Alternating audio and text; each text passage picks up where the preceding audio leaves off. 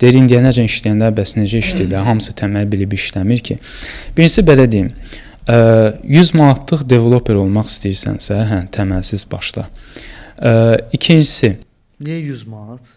Nəyə görə? Yaxşı sualdır. Çünki təməlsiz, yəni proqramlaşdırmayı bilməyən developerin həmişə çox zəif mühitdə işləyir, həmişə pozisiyası zəif yerdə olur, inkişaf eləmir də insan. Yəni bu sənətin haqqını vermir və həmişə də adi AI-ın bir dənə hype-ından, belə informasiya hype-ından qorxur. Nəyə görə qorxur? Çünki bilir axı reallıqda heç nə bilmir. Hazır framework istifadə edir, əzbərə istifadə edir də və qorxur ki, nəsə dəyişsə bu frameworka ehtiyac olmasa o işsiz qalacaq. Həqiqətən də elədir, işsiz qalacaq. Fundamental olan adam kesə oxumağı bacarır da, yəni. Çünki onun bir çox şey bacarır.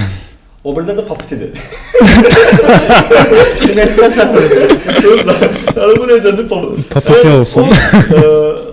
Gələn bir o çertoj oxumağı bacarasan, onun bir təhsilini alasan, baş çıxardasan. Yes. İndi burada bizim indi məqsədimiz şey deyil burada.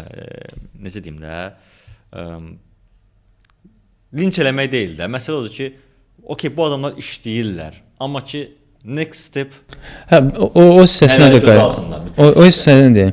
Sadəcə o sual, hələ sualdan özünə bəraət qazandırıb hələ davam eləmək istəyənləri mən əslində linçləyirdim.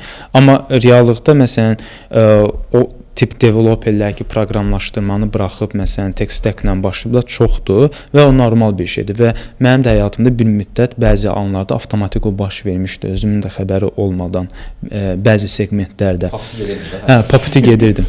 Gah yaxşı gedirdim, gah da papiti gedirdim.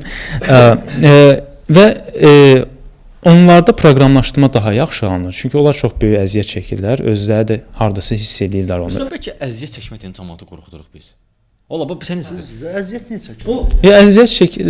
Düzgün getməyəndə əziyyət çəkirsən də. Əziyyət çəkirsən, amma bu əziyyət sözü var ya, bu biz bəzən bizim əslində proqram bazarına verdiyimiz bir travma odur ki, oturub danışırıq.